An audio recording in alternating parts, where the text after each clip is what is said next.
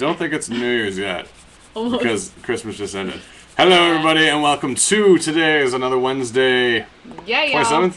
28th. 28th of December. Yes. Welcome to Shanahan's Live, this post-holiday, pre-New Year episode.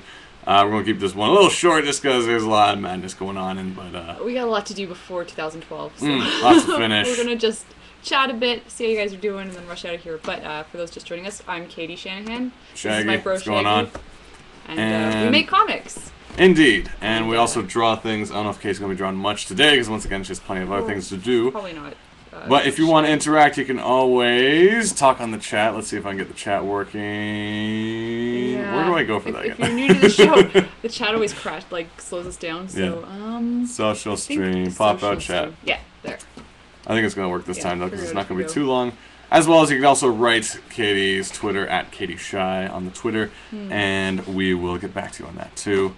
Keep the show going. Otherwise, how was everyone's holiday? Yeah, hope you all had a good Christmas, Hanukkah, solstice, Kwanzaa, everything. Hope everything's going great. Hope you're eating good food, getting good rest. Other good things. Other good things. Silly Kingdom should have came your way, or is on its way. Would you like to talk a bit about that? The great news we posted to the Indiegogo is everybody who donated to Indiegogo, all your books have been shipped as of Christmas. So they'll be there this week or next week, depending on how crazy the shipping went with everybody's letters and presents and packages going around this month. But a lot of people are telling us they got it, so thank you so much. And they should be on their way soon. And yeah, thank you guys so much. It's awesome to finally, how many months later, to be about done this. I don't even want to say what it is. I'm just happy that we're getting it done this year. It. Like, we started it this year, we're ending it this year. You know, like, that's true, yeah, that's something to be proud about. It's always we started in the warm months, we're ending in the cold months. Yeah, it is freaky deaky cold. No, it feels like a really good thing to check off your list for 2011. It's like, bam! Yeah. Awesome. That's something. Well, as I pointed out before, back in November, December, I said this year was going to be the year for change. Oh, not necessarily like in any kind of like Obama administration or anything like that. I just mean like, seriously. Like, when you said it, you're like, that's mine! I'm like, no, we're just going to change, like make different things happen. We're going to do different things we haven't done before. And plenty of that has taken place. You know, new book. Yep. First time ever, why not? Shipping books, it's all been exciting. Yeah, first time we self-published without being in an anthology where someone was taking care of printing, so that was a lot to do, but we learned a lot. And there was a lot of craziness, but it was fun. So yeah, we've done that, which was good. Lots of learning. Almost too much. Yeah, no, you can never have too much learning. In fact, I think what we discussed we wanted to do for 2012 was more learning. Yes. Things. Well, I actually started making a list about that because, as some of you on the show may know, I recently started doing some parkour for no apparent reason at all. Some kind of weird, as we said, like American Beauty type thing where I'm like reaching back for my youth. I was thinking like the roses. Except I'm jumping on walls. Well, that's but what like that instead you got the blocks all around. No, except I'm reaching for I'm jumping on walls, reclaiming the youth I never had. But beyond that, I don't remember much parkour in that movie. No, it wasn't a very parkour film, I must admit. But other things, there's a sword play, theatric sword thing? There's a theatrical sword thing. Okay, let's try that again. Just down the street from here, there's like a sword training places. I don't know if it's a circus school too, but apparently it's like called Rapier Wit, and allows you to like. It's around the city. Yeah, but, allows you to like fight. It's more. He's done fencing. I've done nothing, but I think it'd be fun to, I don't know, do something different, do something wacky, do something fun, and then we have more stuff to even talk about. That's true. It's not like we're in front of the computer all the time. It's a little more life experience. Which I have been. And it's finding the balance. Yeah. Well, the other thing I want to learn was for the holidays, I bought me mother some kind of yarn, or Heather said pick it up. Alpaca. Alpaca, there you go. Yeah. I'm like at a yarn store or sewing shop, and I'm like, Heather, what does mom want? She's like, alpaca. I'm like, okay. So I asked the lady, I want alpaca. And she's like, what color? I'm like, this is in your hands now. It's I told you, I'm done. You just stare at her. So, but then they had like a list there. This is someplace in Kensington Market, and they're like, oh yeah, we do like workshops on sewing and stuff and knitting. I'm like, I presently don't know how to do that, so I might add that to my list. I think it's good to have a bit of a Renaissance man thing going on. You got the parkour, swordplay, and knitting. See, all 3 essential things to basically make myself Ezio Auditore I want to make this theater of Assassin's Creed fame. Yeah, see, that works too. You could like stab someone with a needle and So it's like, I can jump, I could fight, and if I tear something, I got you covered too. Nice. So there you go. That sounds good. Yeah, I'd say this year is the year to try new things and have fun with that. So. All right, we got Chris the host on the Twitter. Hey, thanks for joining saying, us. Guess who can watch this week? Creepy Porpoise? Yeah. Or Chris the host. Creepy Porpoise is actually in the chat room too, so that's good to know. Okay. But I know who can't. Idnis, she's not around right now. She's at the family. Yeah, a so. lot of you guys are out enjoying some holidays right now, so we'll be recording this. You can watch it as soon as you get back and feel like you were here enjoying the experience. Speaking of recording, I'm pissed off about last week's episode because it was so good. And Ustream stopped. This is why every now and then I'm not actually looking at the camera. I'm looking at the monitor because Ustream stopped recording last week. And we missed out all the good stuff between... who was it? It was Cleaver, the letter-reading elf. We missed that? Basically everything. No way! Like, the recording stopped at the point where I started telling the story about why I had to be on the phone and do an elf voice. Yeah, I think. Maybe we should just do that again. No, I think you put Cleaver in the garbage. No, Cleaver's around. Are you sure? Oh, no. yeah. Well, he's gone. The holidays have taken him with him. Oh. The silent I kiss guess at the last end week of the was a very holidays. special episode. Yeah, for so if you guys who actually tuned in watched, live. sorry, Chris the host, because it was actually Chris's too episode. bad. It stopped recording between the introduction of reading letters, all the way to that point where I was like, oh hey, it stopped recording. Okay. Which was halfway through the Creepy Porpoise story, Aw. which sucked. I'm not gonna do it again, Chris. I'm sorry, Chris. No, I can't. Yeah. It's trying to like recreate the magic of Disney. It's like putting it in the vault and taking it out again. Ain't happening. Mm-hmm. I'm sorry. You have to wait till next holiday though, because I'm sure Cleaver will be out there It'll somewhere. be here somewhere. Cleaver, the letter reading elf, is bursting through a wall or two. I didn't get to see Cleaver or the first part of the story. Well, says Chris. Well, apparently he's in the last part. He showed up at the end though. Cleaver shows up a few more times. I think he shows up 2 more Yeah. times before, or at least 2 times that wasn't cut. Yeah, Yeah. I'm sorry, sad fish, says Yeah. Chris the host. That's okay. Aw. Well, also, this is a super special short episode because I know most of you guys are actually out on holiday. As are we, So, more or less. yeah, technically, like, my brain is still out to lunch because I finally got supercomputer. Yes! Oh yeah. My folks were very kind to Was me that and gave me some money. Boxing Day So, yesterday you were running around? yes, and so I Yay. bought a supercomputer, and now I'm completely addicted to Steam, which is Valve's online service for buying games, because Steam is having a Steam sale where all the games are like $2. And I'm talking big titles too. This is stuff from Telltale Games, this is stuff from Ubisoft, this is stuff it's from... time for me to catch up. Yeah. I get some time off. Yeah. Well, I did buy you Monkey Island before. so you Yeah, wouldn't that's need- still over here. Yeah, you gotta install that at some point. I know. This thing's awesome. Oh yeah, I bought this. Well, I ordered this way back when. So check this out. This Big is ol' Kitty's Monkey Island. Let's Monkey see if Island box. see if camera 2 is working because we haven't used it yet well, let today. me, I want to show you that we get have all 2 these cameras. giant flowers out of the way of camera Alright, 2. camera 2. What's up? Okay. There you go. Well, it's a treasure chest. Let's hope I don't split Now this it. wasn't a holiday gift. This was actually Christmas. birthday? No, birthday. Back in August. Back in But We've been August. so busy. This place hasn't really been tidied up much. So, got a monkey voodoo you got a card. monkey card. A coaster from Club 41. And a bunch of buttons and stuff. And I think, are these tarot cards? No, they're voodoo cards. And then the Tale of Monkey Island game, which I am a big fan of. I started playing Monkey Island back in high school, and I had so much fun.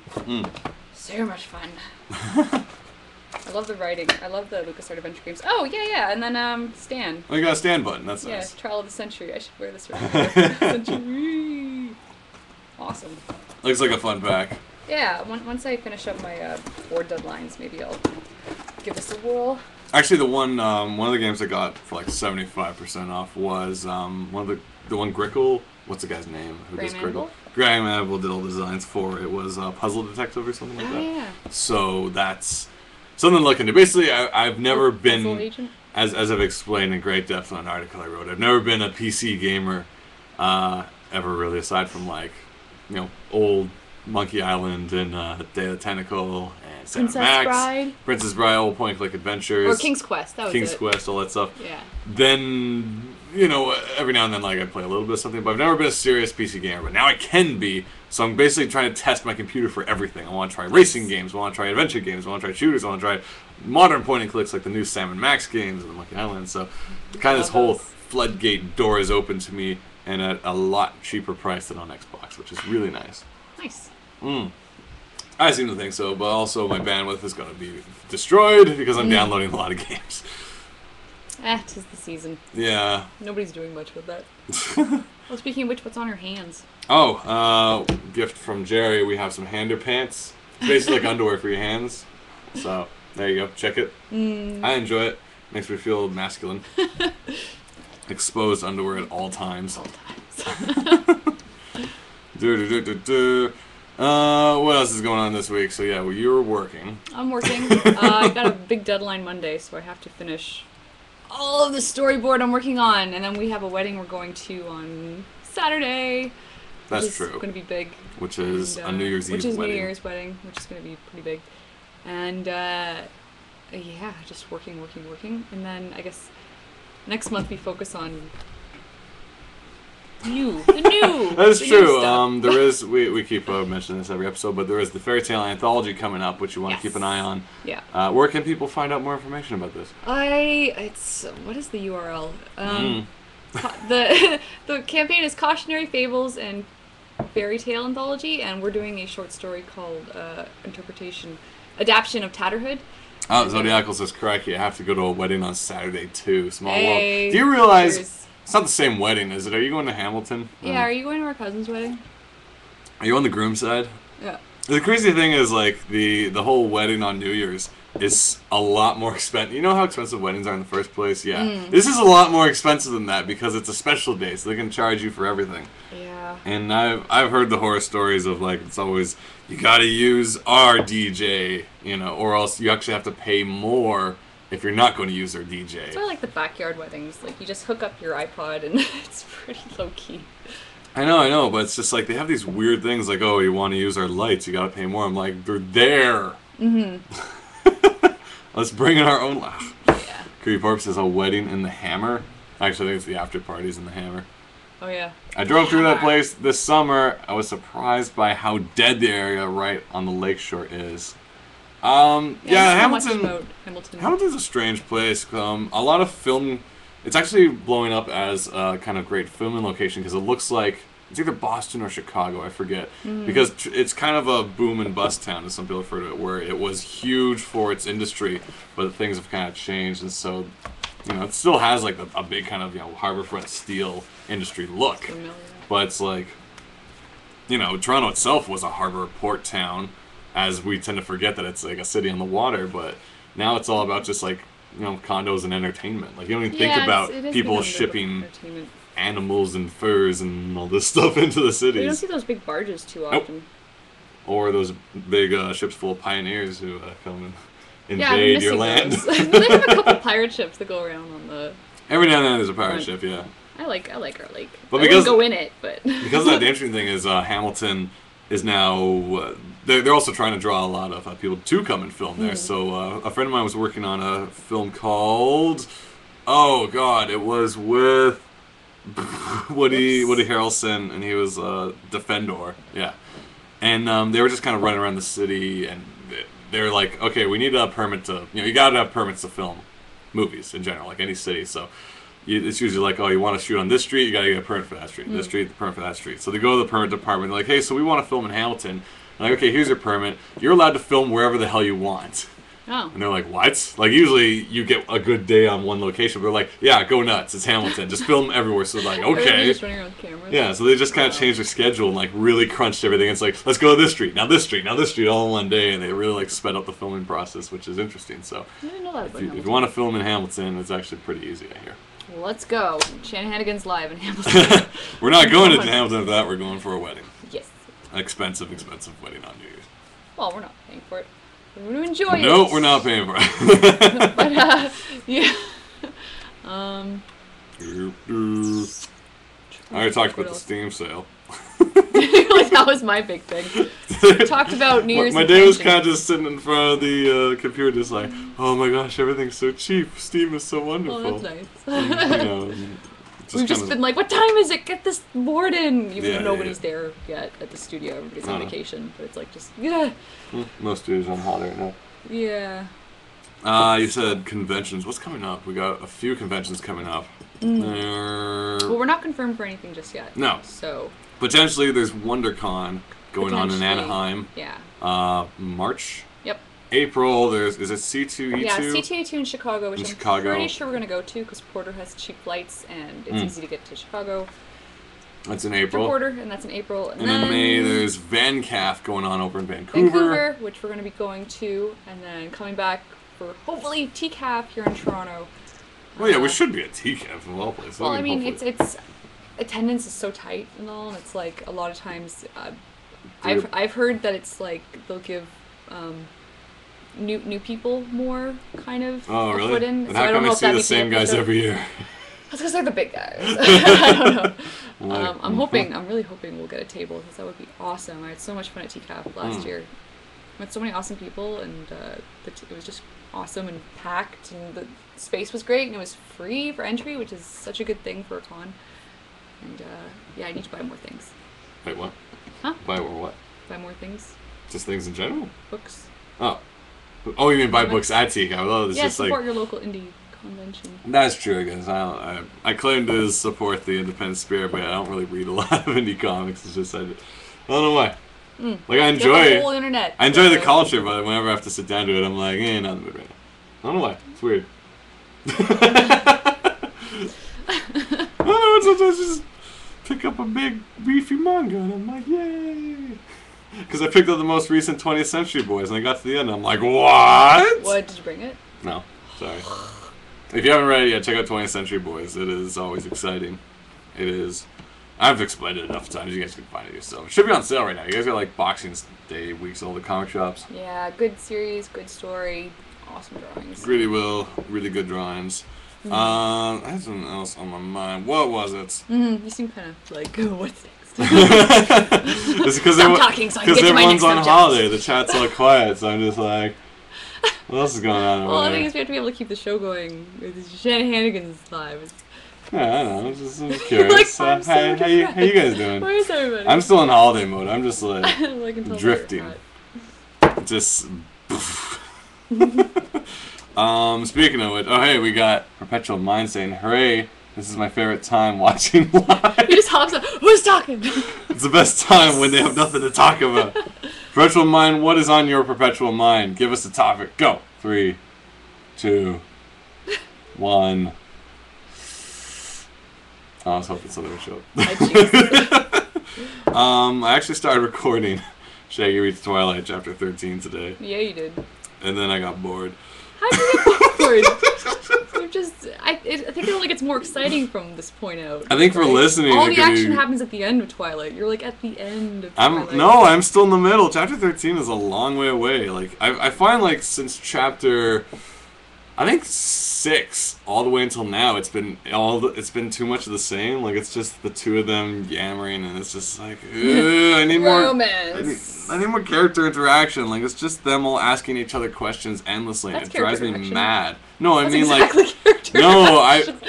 I mean like other character interaction. So it's not just right. Whoa, you're this, and he's like, yeah, I'm a this. It's like, what's this? It's like, I don't want to hurt you. It's like, you want to hurt me? Okay, I want to hurt you. I'm like, it goes on for 5, 6 you're chapters. Exhausted right now. You've been reading. Yeah. Twilight. I started recording, and then I was just like, because they're in the woods, and now he's sparkling, and I'm like, it's great. And then he runs around and breaks a tree, and I don't know, I feel like either I'm just really confused today, or her writing just stops making sense after a while. Because it's like, he's like, when he shows off he sparkles, he's lying down, and then she's like, I'm playing with your hands, and then he gets up and breaks a tree, and he's like, I'm dangerous, and he lies back down, and he's like, sorry, and she's like, okay, and I'm like, what just happened? What is going on? Who's talking? One of those RPGs where you're just typing out a story. This is madness. Aw. Well. But I have to do it because it's one more donated chapter from way back when on the Great Strides Walk. Excellent. I basically was just posting up. I do chapters of Shaggy Reads Twilight if people donate to certain charities and stuff like that. And this one was to the Great Strides Walk for Cystic Fibrosis. And after this, there's really nothing else because there's really no other charities right now. I'm sure we can find some. Chris you the guys host, can suggest some if you want to hear more Twilight. well, if you have any charities in mind, but Chris the host is Twilight, focusing on any but Bella. Focusing on any but Bella. Oh, silly Shaggy, that book is just all about Bella and her stupidity. Mercy. We also got Professional Mind saying, when I was first getting into graphic novels properly, whenever I searched for good graphic novels, all I found was the Twilight graphic novel, which is crazy. Weird. Because, what was it? I went to BMV, which is kind of like when bookstores don't sell any books, they send them all to BMV in a big box, and then they sell them to everybody. And they're doing 10% off, at least on Boxing Day. So many cheap copies. They always have the Twilight graphic novel on the top shelf, and I'm always curious about it. But why don't you read that one? It's very like this very North American shoujo kind of look, where it's like, you know, I'm not actually sure who drew it or whatever, so I can't say it, but it has that kind of look where it's like, let's do shoujo. And you're like, okay. Yeah. That kind of voice. Now in the shoujo. Just like that. You know, I was hired to tell someone to make me the Twilight book. Would you like to draw shoujo? I'm pretty sure that's how it happened. Yeah. Licensing. Actually, really interesting story. A friend of mine who was at, I think she was here at, I think it was our Boxing Day romp party where we go to all the comic shops. Because, you know, I'm on the street that has all the comic shops in Toronto, which is really nice. Pretty great location. So we hit a bunch of the stores, and then she was telling me that originally the whole story of how Twilight began. This is going to be a fascinating episode for you, I guess. So Stephanie Meyer had this dream. Now, she's like, I don't know if this has anything to do with it. She's hardcore Mormon, or she's in Mormonism, unism stuff. And she had this dream where there was a vampire and a girl lying in a grass field. I don't know if one of them was sparkling or not. But, apparently, both of them were girls. Ooh. Huh. Now, I don't know if it's about the Mormonism or whatever, but she made it a guy instead.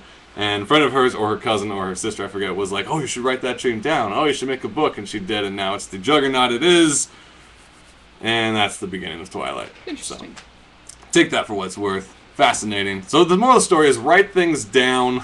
Always. Every thought you have, as I do. I used to write things down on anything possible. Like, way back in the day, I always had notepads with me. The dollar store flip notepad. Yeah, I got these guys. Yeah. Then I did this weird thing because I had a deck of playing cards always on me. And I always pulled out one card. Because I was in this phase where I always wanted to do the magic trick of making cards disappear. Oh, yeah. But then I also always needed paper on me, so I'd write all my ideas down playing cards and then pin them to a wall. So I had this wall of like 6 diamonds, 7 diamonds, 8 diamonds, 9 diamonds with all my ideas on it. Where was this? I don't remember this. Yeah, it's here and there. Oh, this okay. is Some random house I never went to. Or is your closet just lined with cards I have? Maybe. Then, this is also pre like iPhone and, you know, smartphone era. I finally got one of those Palm Pilots, I guess, which no one has anymore because they're done. Oh, yeah. And I liked it because it's like I could type ideas, and then I lost that one on the bus. So I got another Palm Pilot, I lost that one on the bus. So I stopped getting Palm Pilots because it was a bad idea. Yeah, you'd fall asleep on the bus on the way home from Toronto. It'd fall out of my pocket, or like some jerk would be like, "Look at all these ideas," or just wipe it, which sucks. Which also sucks. But now everything I kind of write on iPhone notepad because I can email it to myself anytime I think I'm going to lose my phone tomorrow. So I just email it. Actually, I'm like, good. That's perfect. I'm safe. Yeah. We have a few things going on. We got We Bought 15 Dan Luke saying, and then the Count from Sesame Street comes out and punches him so hard. Stupid Edward. There's a crazy thing we mentioned. Back in Mississauga, we were there for the holidays, and our dad got the complete Harry Potter movie compendium, or whatever it's called. That thing's huge. Where it's this giant-ass whale of a book that has pictures and references and scripts and concept photos art and backgrounds of kids every from movie. And then what's-his-face shows up from Hufflepuff. Cedric? Freaking Cedric Diggory. And we're looking at him, we're like, I don't see Cedric Diggory. I only see Edward now. Yeah, it's like, what's he doing at this movie? He is crazy heavy typecast now. Like, even his previous roles are now like, oh yeah, it's Edward. Like, it just looked like Edward in cosplay. It didn't look like Cedric Diggory. I'm like, this is freaky weird. Yeah, how about that? That was a good book. Big. Which one? Oh, Goblet of Fire? Oh, everyone. What? Oh, all the books? Goblet made me sad, yeah. That's pretty sad. Yeah. What can you do? Read a happy book, you know? Like Hunger Games? The happiest book of all. I'm pretty happy. I haven't read it yet, actually, but it sounds nice. It's about food. Let's see. We got a few things going on in the chat over here. Graphic novels properly. No, this is Shanahagan's live, yells Chris, the host. I'm assuming, did your thing shut down? Spiritual Mind says, all the reviews said, I've never read a graphic novel before, but I love Twilight, and this is amazing! Excellent. So it's basically like, I don't know what that, friggin', trying to name drop it. I can't when I need to. The guy who made Eisner Award and stuff. I don't know what that Will Eisner graphic novel business is all about. And it's freaking Letters from God or whatever. And Watchmen, the greatest graphic novel. Pshaw. But Twilight. This is by far the finest graphic novel ever conceived. What's this mouse This is business? why the word graphic novel was concocted. Some guy made some mouse book about I don't know. But this Twilight graphic novel is the finest of its medium. Killing me here. I'm like, alright, I guess. Like what you like.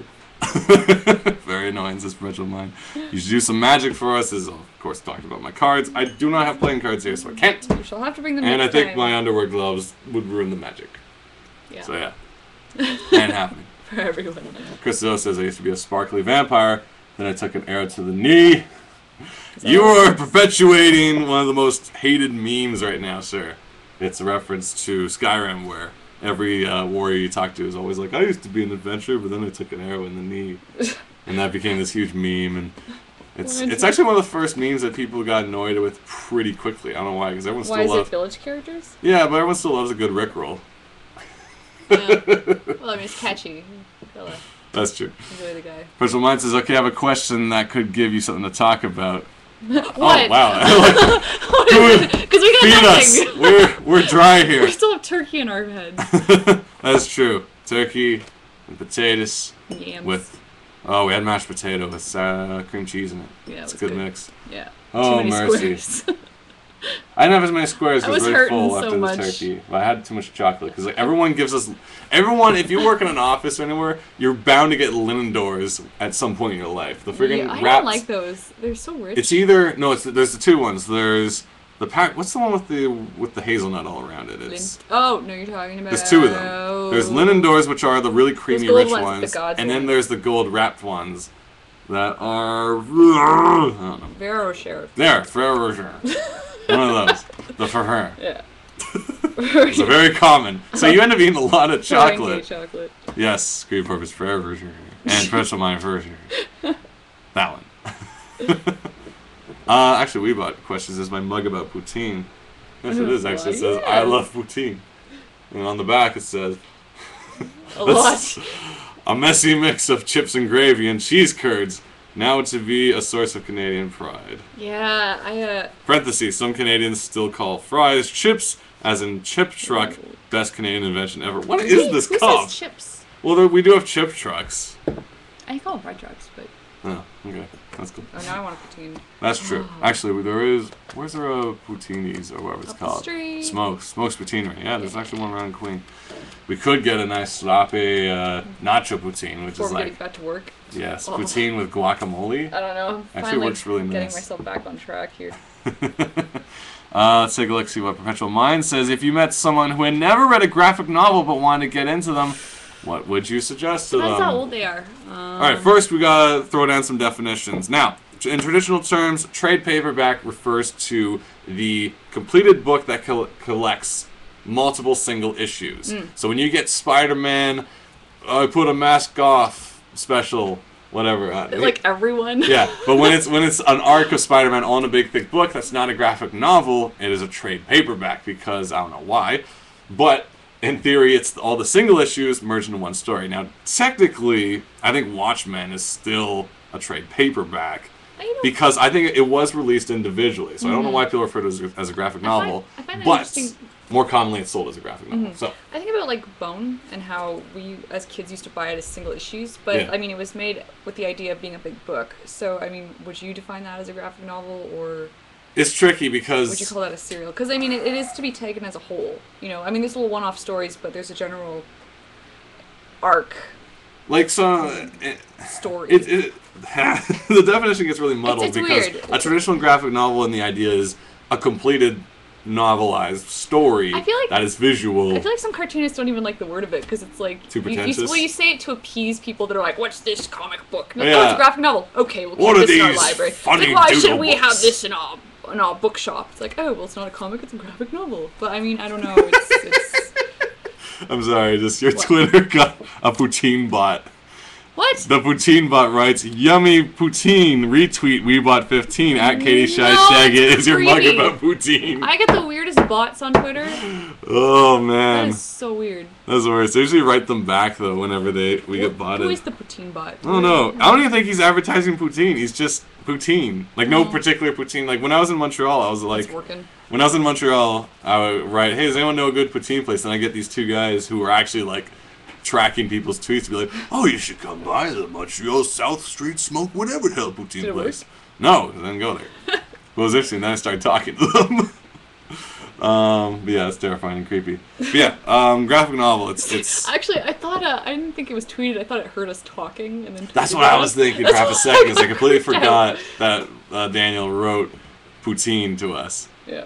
Actually, I find poutine's the only time I get. Let's just write poutine and see what comes up next. No, I don't want people to see my. Okay, we'll be like, this podcast is about poutine. This live show. Poutine. Oh, come on. People are gonna think my Twitter's going crazy. Maybe this live show. Could use some poutine.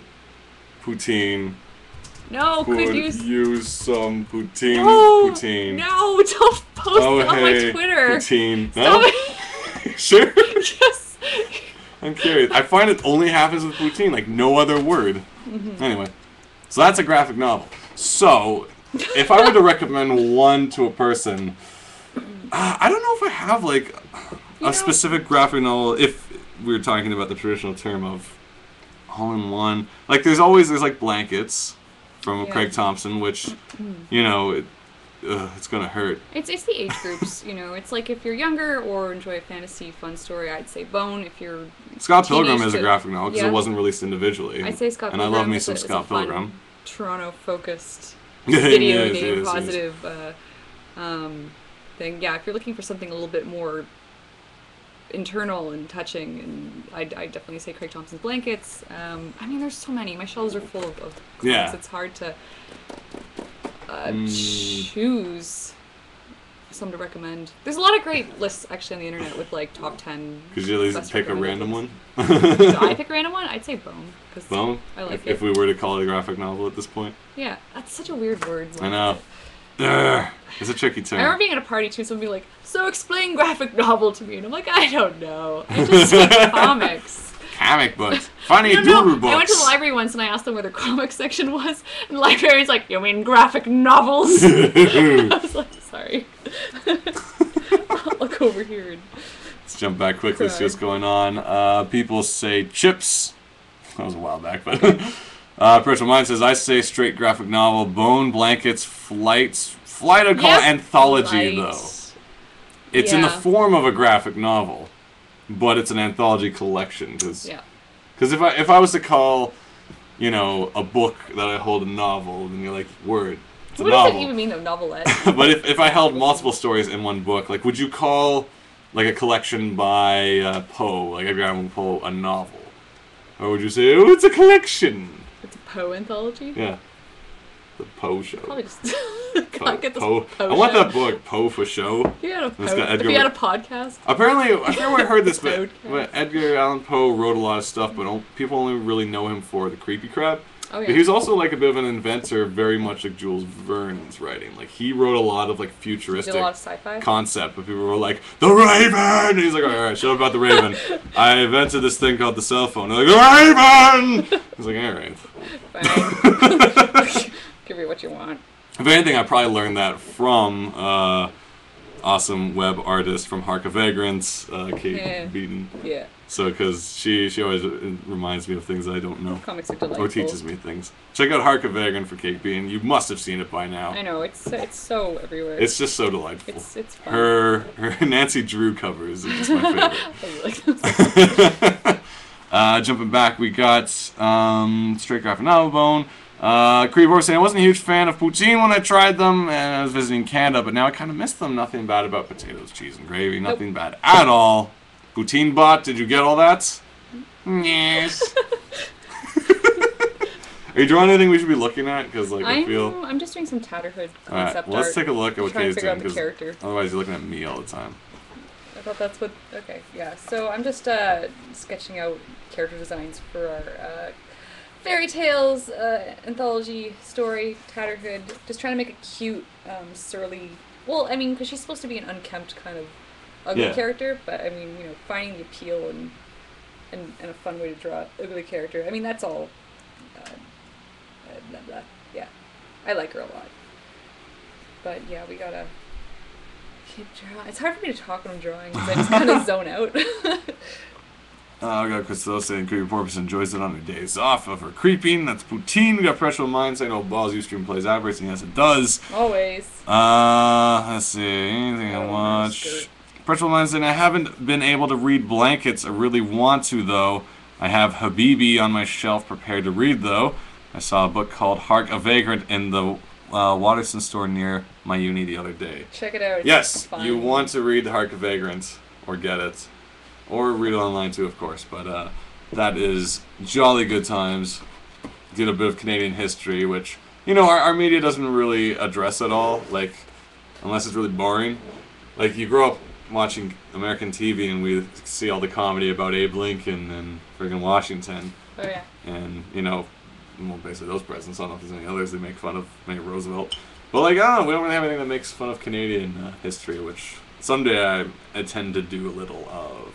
Yes. Good. We bought Daniel Luke saying, that said, Flight would be a great place to start in terms of graphic novels, as someone starting out to get such a broad sample. Oh, thank you. Yeah, that's what true. I thought when it first came out, too. I mean, it's you're not sure what you think about comics. Here you have a whole bunch of you have a theme, really short stories.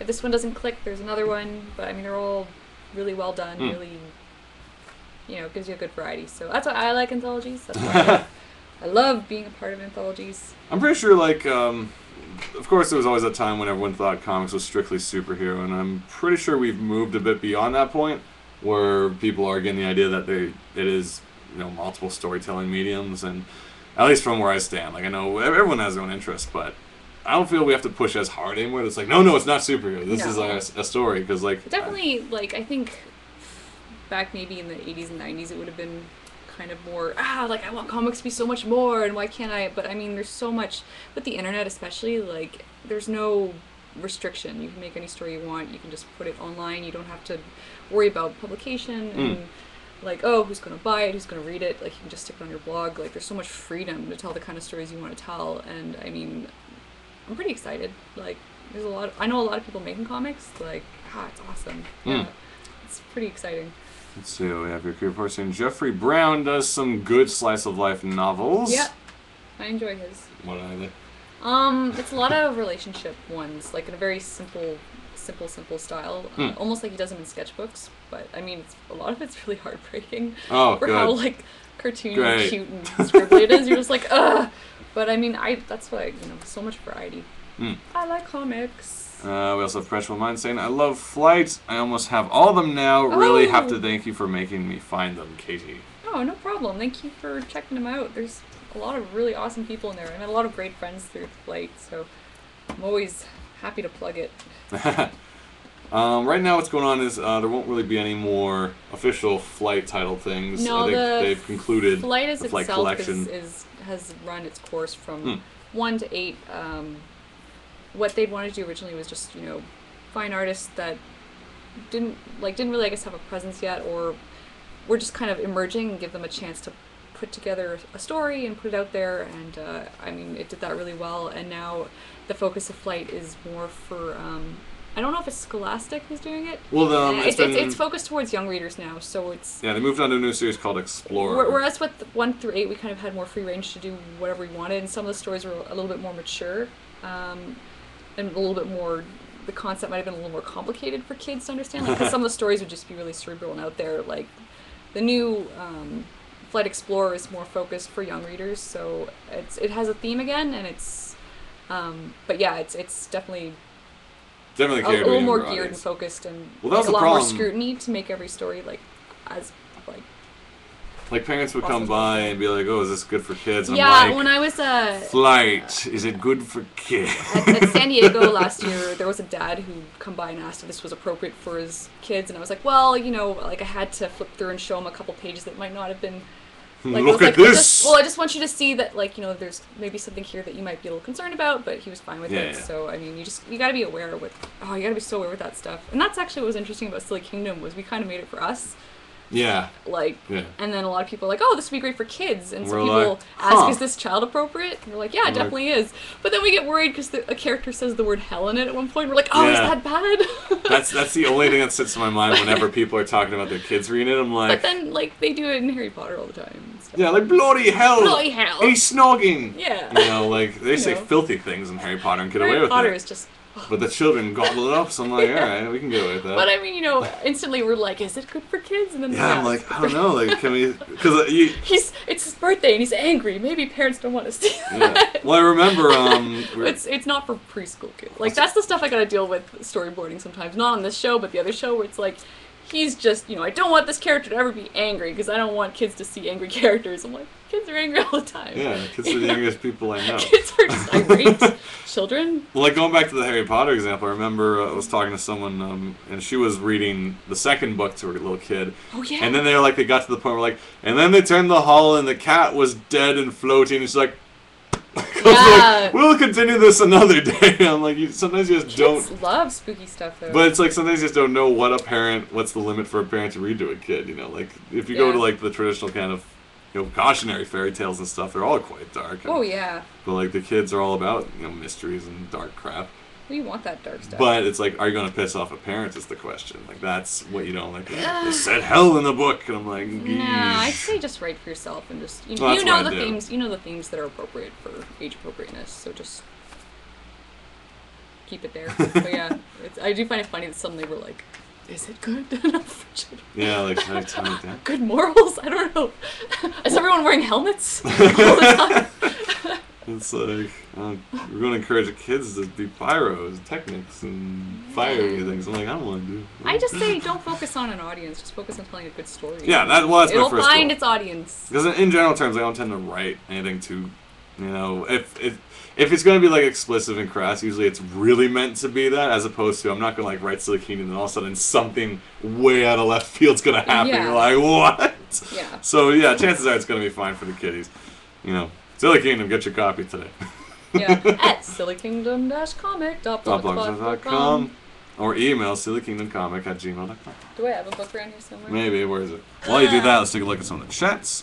Don't know if this is my bad internet or bad stream. Starts lagging quite badly. Seems to fix it. Yeah, it's probably... Oh, we can show some. Let's go to Cam 2. Yeah, Camera 2. Camera 2, where are you? So if you're new to the stream... Yes, if you're brand new to this live show of Shannon Hennigan's Live. This is the comic, Silly Kingdom, that we put out this year, and... if you're part of Indiegogo, you should have yours on your way by now, because we've shipped them all out just before, I think the last day of shipping I did was on the 24th, actually. It's our humor fantasy comic. So keep an eye out for your copy in the mail. Otherwise, if you ordered it on PayPal from the website, chances are it'll be shipped out starting later next month. Yeah. So keep an eye on it then. When will Silly Kingdom 2 be out? Asks Perpetual Mind. Oh, good question. Sure. Very good question. I mean, comes down to schedule, honestly. Yeah, I mean, it comes down to how, I guess, busy we get with... Yeah, I'm also planning a wedding this year, so a lot of stuff going on. But, I mean, I'd really like to have it ready for Comic-Con. If possible. Geez. That's always... We do it again. No, because last time we started it was earlier like... this time? We started in June. Yeah. And we said, let's have this ready for July, which was insane, because it was a month. Oh, that's what it was? A month that's pretty tight. to get it done. Yeah, you're like, let's just do it. And I'm like, you're not drawing it. Oh, no, we needed some sort of goal. Yeah. So, I mean, if we've got a bit more leeway, then that should be fine. I mean, it should only take us like 2 months, I think, to get the new one done. So, yeah, hopefully for Comic-Con, but, I mean, stay tuned to our blog. We'll keep you updated there, sillykingdom-comic.blogspot.com, or follow us on Twitter and whatnot. Cutie Porpoise writes, I'm worried that mine is going to show up and no one's going to notice it. The weather is so bad right now, it might get rained all over. I don't want it to get water damaged. Oh, boy. I hope that doesn't happen. I really hope that doesn't happen. Meanwhile, Perpetual Mind says, Silly Kingdom, the graphic novel! Yes. Well, that's like, it is. What do you call it? Like right now it's more of a digest. A digest. Kind of like when you get your Archies, and it's like, it's like a digest. That's how I read it. That's the sound of a digest. Graphic novel is like, oh. It's a little more hoity-toity. Graphic novels, chops. Yeah. And comics, like, meh. And a cognac. It's nerdy. So yeah, that's a Comics question. has a juice box. That's a question. What do we want to call our book eventually? This is called a book. It's like we wrote a book. I say book. I mean, yeah.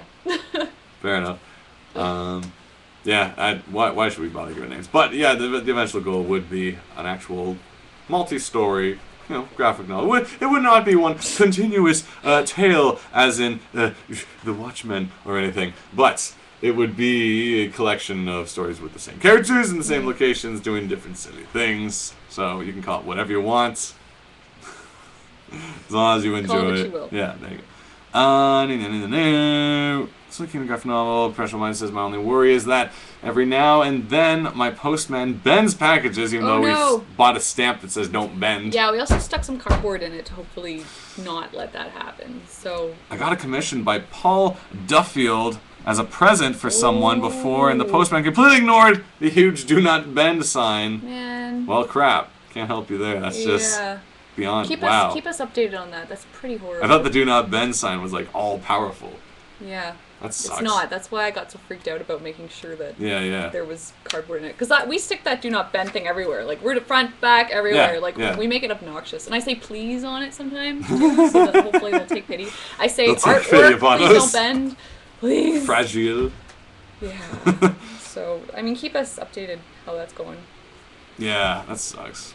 Creative Purpose writes, how far in advance do you think someone would want to find and reserve a hotel for Comic-Con? Basically, as soon as you think you want to go, do it. We lucked out this year because we were like, June? It was like, Comic-Con's a month away. Let's make a comic, and let's go to Comic-Con. And we didn't have a place to stay at all, so we were hoping maybe... Actually, it worked out pretty well. We were hoping we crashed with someone, but our good friend Tony Cliff, who is awesome, and does the comic Delilah Dirk, which is awesome.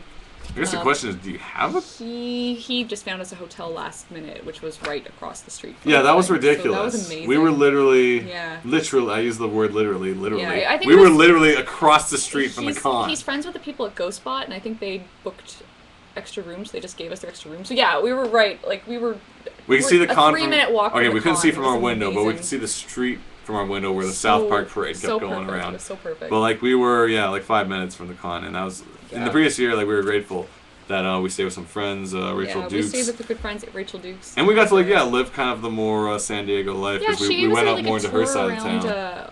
I forget where that area is, but more. But the problem with that is kind of like you have to commit to the con because it's like when you go, you're there all day. Yeah. And when you leave. You don't come back. Well, yeah, which was ridiculous with San Diego last year. I was doing some freelance while I was down there, so I'd go, be at the table, run back to the hotel, work on some stuff, and send it. Yeah, you were still working on things for other cons. I was busy. It was pretty nonsensical. But essentially, if you're thinking about going to Comic-Con, I'd look for a hotel you should have your tickets now in your hotel as soon as possible. The sooner the better, because that thing is packed, and people... There's a huge waiting list, too, so get on it now. People buy tickets, and then they return them, oddly enough. Like, people buy them just as a safety net, and they're like, oh, we're actually not going. So they're so that's why the store keeps reopening, and why it keeps crashing every time it reopens, because it just gets flooded, because everyone wants to go, because it's like big TV junket, big movie junket. It's so fun, though. It's pretty ridiculous, but my point is, like, if I personally probably wouldn't go to Comic-Con if we didn't have a table. And it's not even just about like working and selling comics there. It's like having a home base within the convention is so helpful. Yeah, and especially like Flight was such a big booth too. And the location was great. It was right pretty much in the middle of the whole con. Yeah. So right beside DC and Marvel. Because you go through the crowds, you're having a good time. You have bags full of crap. You're like, I need to drop this off somewhere. And then it's just like, oh, okay. And then you jump behind your table. Yeah. It's like, let alone bringing your stuff back to your hotel or back to your friend's place. Like we were lucky enough to like have just a base where like, all right, we got stuff.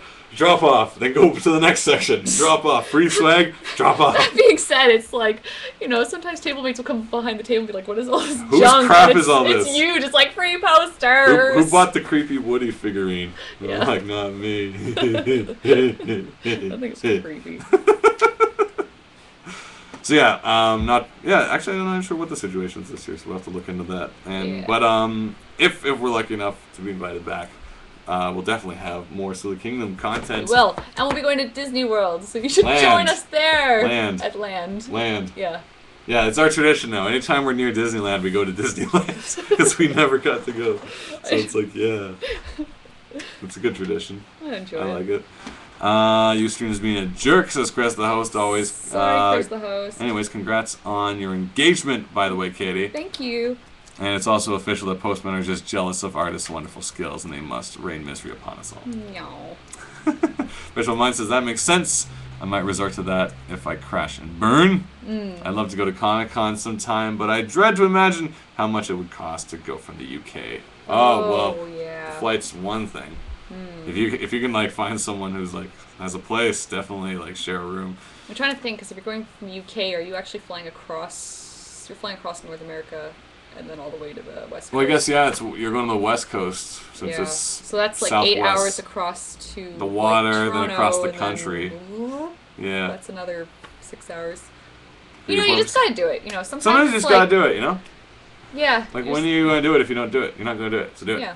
That's my motto. And then just work really hard afterwards. Yeah, just Just make sure you've got good food and healthy place. Yeah, just to quickly go back to the Kentucky theory, if you don't know. We've talked about it before, but a whiles back, a bunch of us took a European That's not a bad idea, tour actually. called Kentucky. I'm not even specifically talking about them right now, but they have a section on the site that tells you how to prepare for the trip, because the audience for these trips are, tend to be college students or people in between high school and people just graduating. And they're telling you just basically, if you're like, you're not a 9-to-5er yet, you have a part-time job, you work at a coffee shop, whatever. But they actually tell you on the site how to prepare for this trip, because you're going to need some money for the stays, for the additional things like restaurants and stuff. So it's basically just saying, don't buy that coffee. Don't buy that movie. Like, just remember everything you want to do, save, and remember that you got something bigger coming up if what you for really everything want you to do save. is the trip, yeah. It's just like, so save your pennies and focus on the trip. There's probably other sites like that teach you things, little things like that. But basically, save all that money, find your discount flights, throw it all into that. Yeah, look into flights. Get hostels, because they're a lot cheaper than hotels, definitely. And a lot of times you'll find hostels right downtown where you need to go. So. Unfortunately, during big events, usually hostels will be more expensive than normal. So from $20, it'll be now $50 Ooh. plus. But like I've been to like $20 hostels during PAX, the big Penny Arcade Expo, and it was delightful. Like you're sharing a room with like 12 people who none of them speak your language or anything, and they have crazy different times. So they're always telling you to shut off the light. They're also private rooms though, because but those are expensive, so forget. Are they? Yeah. Even the bunk bed thing? Yeah. An 8? That was a lot more expensive than the shared room would have been. Oh, okay. Yeah. I've been to that place before too. Hostels are fun. Yeah. If you're open for talking to people you don't know. Yeah, it helps to go out with the intent of making new friends. There's many tricks to travel cheap, to stay cheap. You just got to keep an eye open, because if you go the most expensive ways, then you don't have any money to spend at the con. I know, and you want to spend money at the con. You want to buy stupid things, and sometimes you have to ship them back because you can't travel with them, like I had to. Yeah, that's true. After PAX, we all went to the post office, or the FedEx that was right in the building, and shipped all our crap back across the country to home. So I have like all my stupid crap I don't need.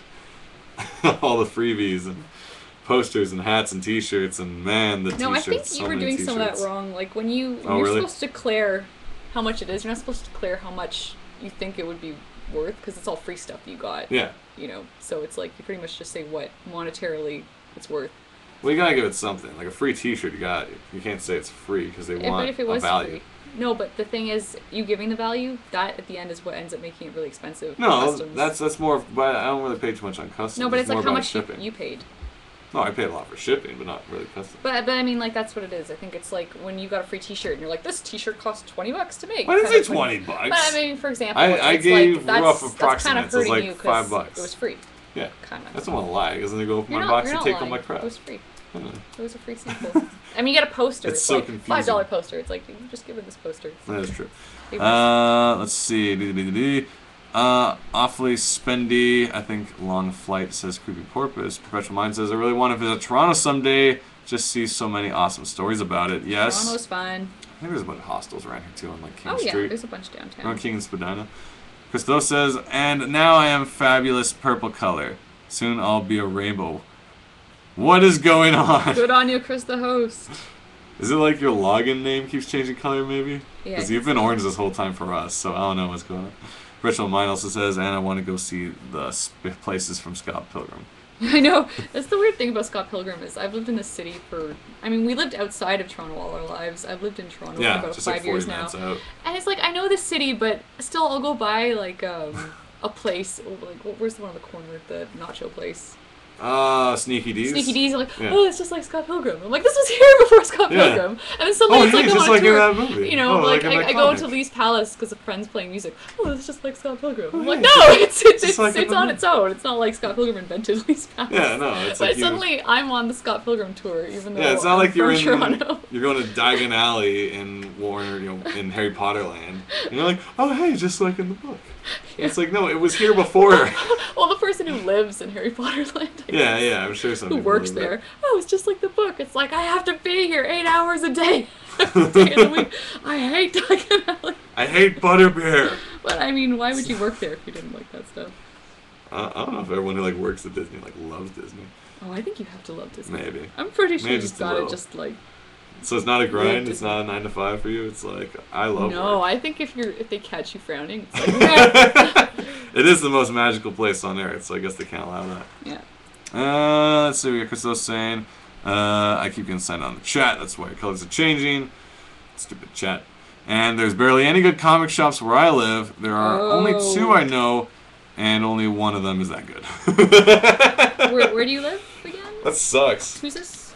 That's why Amazon is always helpful. This is Perpetual Mind. Perpetual Mind. Yeah, interestingly enough, a friend of mine from work, out her, she's from kind of the country where there's really not too much of that stuff either.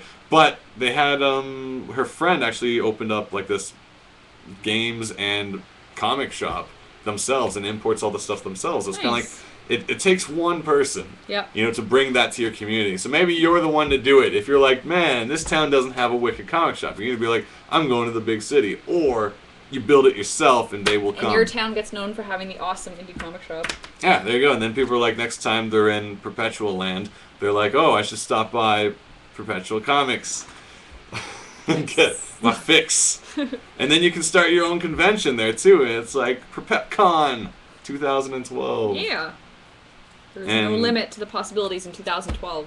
Yeah. You gotta just, what was it you used to say? Don't think about starting it. You don't think about starting, start and think about continuing. Yeah, that's what you gotta do. Or something like that. Or finishing. You just gotta throw yourself into it. Because you're never ready. You're never gonna be 100% ready for your goals. You gotta just kind of throw yourself into it, flail around, make some mistakes. If we all had to wait to know what we're doing before we start doing it, we wouldn't do anything. Honestly, Silly Kingdom, if we hadn't posted that Indiegogo thing, okay, we're gonna have this stuff ready at Comic-Con. I don't know how long we would have sat on the story, but it was we have a month to have something to show. It's you gotta just do it. Well, this comes down to the thing I've always talked about for being an independent individual. When you're, all these years when you're in school and work and stuff like that, you have deadlines. It's this project's due Friday, so you have to get it done. You allocate your time.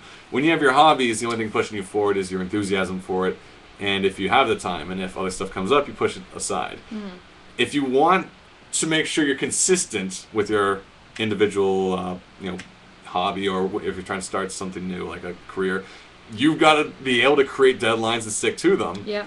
And sometimes the best way to do that is to put it out there so other people have expectations for it. Because if it's just you and you're like, oh, I missed my deadline, oh well, I'll just work harder tomorrow. Yeah. That can happen. But if you have other people kind of waiting on you, that's it gives you accountability. It makes the guilt especially is guilt is a good driving factor. I find. God, tell me about it. The guilt behind Scrub Monkeys is it is the greatest thing. It's the only thing that keeps you going. Gets you up in the morning. So Perpetual is actually from Yorkshire in the UK. Oh. Oh God, I could totally do that job. You could. Just saying. Let's make sure it's called the Perpetual Comics. Yeah. Christo says, and hey, Shaggy just gave you a shop name. There you go. Perpetual says, if only I had the money. Well, you gotta start somewhere. As the other thing about being independent is you gotta spend money to make... Wait, how's that gonna work? You gotta spend money to make money. So whatever you have now, throw it all into a gamble. Maybe read some books before you take his advice on business. Maybe take some courses, because I'm not really a business person. Yeah, I'd say do a lot of research, but research is the start, so... Or who knows, maybe do a fundraiser for hey, Yorkshire, you guys want a comic shop? And they'll be like, yeah! and then you're like, well, give me money. And this... That always works. Well, you know, like... I go to Toronto, I want to buy shoes. People just throw coins at me. What does it mean, like Kickstarter or something like that would have that system where it's if you don't reach the money, then everyone gets the money back. The thing is, Kickstarter, I don't know if it's there for stores. It's there for projects and films, there's got to be some I don't think like... it's there for, like, I want to open a retail space. Yeah, maybe. Man, we don't know anything here. Yeah, we're not opening retail space. But that doesn't mean it's not possible. Like you can. Oh no, it's definitely possible. So. This is why. Actually, it was weird. The guy at the Labyrinth when I was buying books on Boxing Day, for some reason, he was talking to me a lot. Oh. And then we were talking about where the other people had been shopping, and some of them were uptown at a place called Cyber City Comics, where a bunch of my friends from college always shopped because I was their neck of the woods. And the guy from Labyrinth was actually from out that way. And I think Cyber City having a comic shop kind of inspired him to make his own comic shop or something like that. You know, those guys were interesting because... I forget, there's a story I don't know how long it was until they got a shop. Basically, the guys at the Labyrinth, I found out about them because they used to tour around to colleges and universities, and they'd have animation-focused books. They'd have a lot of concept art books, a lot of foreign comics, a lot of manga, European comics, things you couldn't get anywhere. Well, yeah, really, a lot of French books from the French comic market, which is crazy big. A lot of sketchbooks from artists and just like really interesting things that were kind of tricky to find around Toronto.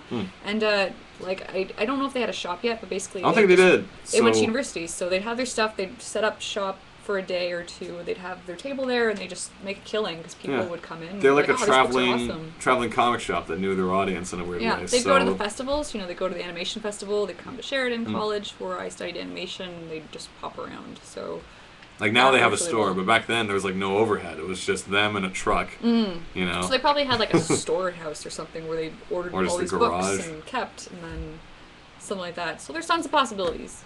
Yeah, you can find a different way to do it. Oh yeah. If your town has no comics, it's just you can be like the comic guy who's like in like an ice cream truck. Oh my gosh! Music and you've got like you show up at the local cricket match, and you've got like one and you have the bicycle. Maybe. Oh, that'd be so good. And you see the kid who's bored because they're dragged there because their brother plays cricket and they don't, and they're like, comics, cling cling cling cling, and they're like, oh mommy, I want the digests and the Archies. And then you're like, there's no Archies, it's only Silly Kingdom. Yeah, you can be our Silly Kingdom sales bike. Like, that'd be delightful. So there's many ways to do it. So many possibilities. What we got here? It's where the adverts get longer every time. Yeah, that sucks. Creep Porpoise says, might be able to look into government grants, finding a rich patron who wouldn't mind giving you the money to start your future shop. And Creep Porpoise also says, I have to duck out early. It's a fun show. See you guys next time. Happy New Year's. Happy New Year's to you, Creep Porpoise.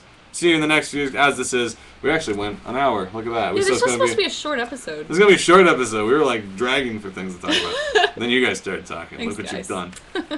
Meanwhile, Special Mind says, I can play themes from famous comic franchise. Yeah, so you can have like, your bike has like a bell that plays the Spider-Man theme. So it's like, bling, bling, bling, bling, bling, bling, bling, bling, bling, so bling. Each day is like, I mean, this is complicated, but it's like, if you have a small little truck, each day it's maybe certain genres, so it's like you play the music of what's... So now it's like, now it's the mystery truck, and now it's the foreign French adaptation of classic fairy tales like Alice in Wonderland truck. Maybe that's not a good idea, maybe you want some variety. Yeah, that's just confusing. Let's just quickly read a few more things before we wrap up. Blend themes or the Cyber 6 opening says, that's interesting. It says Crystal Hub, Cyber 6. So you can actually just sing. You're riding your bike and you're like, and here in my heart, I am Cyber 6. I'm a dude and I'm a girl. This show makes no sense. Because this show is the tits. That would actually work too. I recall that's how the theme song went. I loved Cyber 6. Well, after that song, let's wrap things up. I know, I feel like that's a good send-off to 2011. So yeah, Happy New Year's. Thanks for tuning in and checking out Silly Kingdom and hanging out. Oh, actually, Provincial Mind says, before you decide to go, I've been wanting to ask, since I know you're all fans of Jess Smith, have you read Razzle? Yes. Is it Rascal or Razzle? Razzle. Razzle Dazzle. I've just got the first 2 books. I think there are a lot more. Well, I just found out about it and really tempted to buy it. Thoughts? You can get them big, which is cool because you can really look Good at critique. Art. Yeah. They're big. It's more mature, but it's got really cool art and cool concept. and stuff. Yeah. Yeah. So Go for it. Yeah. And, you know, as always, like, if you're not 100% sure if you want to buy something, check out your local library. Usually they have awesome comics. Talk to your local They're not in librarians. Get Yorkshire, comics. Yeah, you know, talk to your librarians, see if you can get comics in. Because, I mean, Actually, that's a Toronto good has push. a really good comic selection in our libraries. Like, well, we also have a good representation for the guys over at the Big Island. Chris Butcher and his team really push for comics in the library and school system. Yeah. And it's been working out really well because you can find most of the hottest titles at the library without, you know. It's pretty amazing. So it's kind of like you need that. Stuff out there, yeah. Essentially, like libraries and bookstores and schools need that representative branch to give them the content, because otherwise they're going to find the wrong thing and not want to support it, because they're going to be like, oh, what's this comic? And then there's like violence and nudity, and like, oh, we can't put comics in our school, and then it's a done deal.